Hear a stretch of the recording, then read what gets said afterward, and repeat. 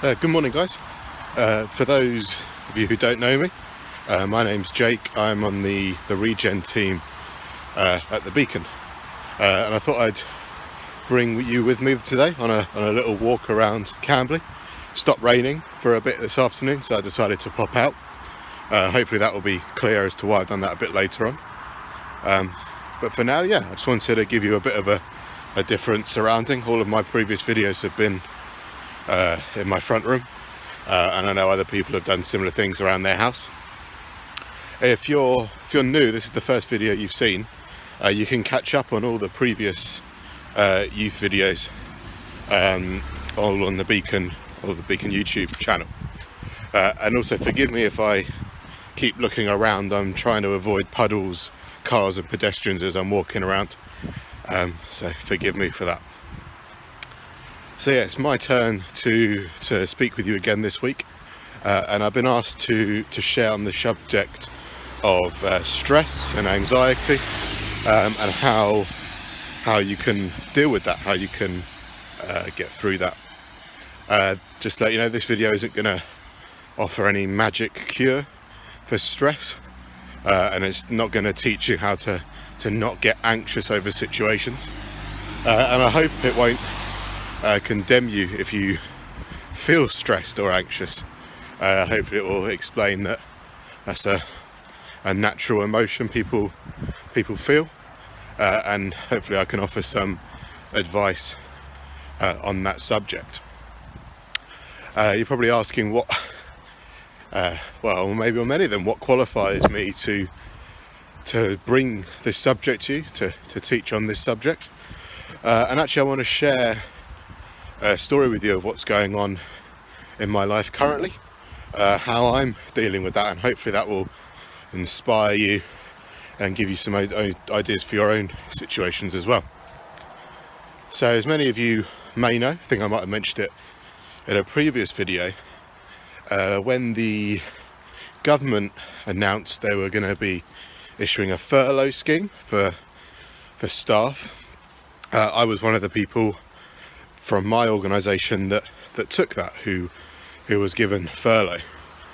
For those that don't know what that is, that basically meant I wasn't allowed to do any work, or any voluntary work of any kind for my organisation, and the government would pay 80% of my salary to save my company having to spend their money. And I was actually in a very good situation, very lucky situation, where my company offered to actually top up that extra 20%. So I was on furlough for 2 months, on 100% pay basically. So, and if I worked, that money would get taken away. So a lot of you are probably already thinking that that's clearly the wrong story for this subject. How is that a stressful situation? And you're right, I had a great time, just being able to relax, and still get paid, which is something that you're not going to get often in your life. But sort of behind the scenes of that, I was on what's called a fixed term contract at work, which meant I was only employed for 5 months, and then during that 5 months it would be up to the team I worked with, well, my line manager, to decide if that was going to be extended or not. And due to a loss of income, so I work for a charity, so due to a loss of income in this time, they've decided that they're not going to extend any contracts that are coming up, and they're also going to be making some people redundant as well. So when I've been back at work now for a week and a half, and I technically only have 2.5 weeks left of paid employment. At the end of the month I will be unemployed. So although I had those 2 months where I didn't have to work, I now face the possibility of having longer time of not working, but this time not being paid. So that's where the stress and anxiety can build in, worrying about what the future holds, stressing about paying the bills, getting food, all things like that. So I want to sort of share with you my sort of process of that, and then hopefully that will inspire you, give you some ideas as well. And that's why I've brought you with me today. I like to just get out of the house, if I'm honest with you. That's sort of my main way of coping, not running away from the situation, but just leaving it to one side for half an hour, however long it may be, and just getting out of the house. So for a while that was running. I must admit that did not go very well. I kept that up for a couple of weeks, but walking's a lot more my pace. Now what I would love to tell you is, when I come across a stressful situation, I instantly turn to prayer and I instantly put the whole situation to God and trust in his ways. And ideally that is what I pray for, that's what I want to do, but that's not always my first inkling. So I don't want you to feel condemned if that's you as well. If when you find yourself in a stressful situation or you're anxious about a situation, your first instinct isn't to turn to God. It's great if that's what you want and that's your prayer, that in the future you will turn to God in these situations. And that's what we're all striving for, to be with God in everything and praying over situations as soon as they come up. And that's one way what I do on a walk sometimes. Just put on some worship music, listen to a podcast, and just try and forget about the situation and just either worship or just pray to God and just see where this situation's going. Try not to get bogged down too much in the why this is happening, although that can be a useful prayer. Trying to see what opportunities are coming out. And now I said that's try. That's not always as it goes. Often my prayers are more of a why is this happening? Why are you doing this situation? And that's not a bad prayer at all. There's a whole book in the Bible on lamenting and crying out to God. And many of the Psalms do the same thing, just the writer crying out in the pit of desperation. Why is this happening? Why are you allowing this to happen? Or why are you doing this?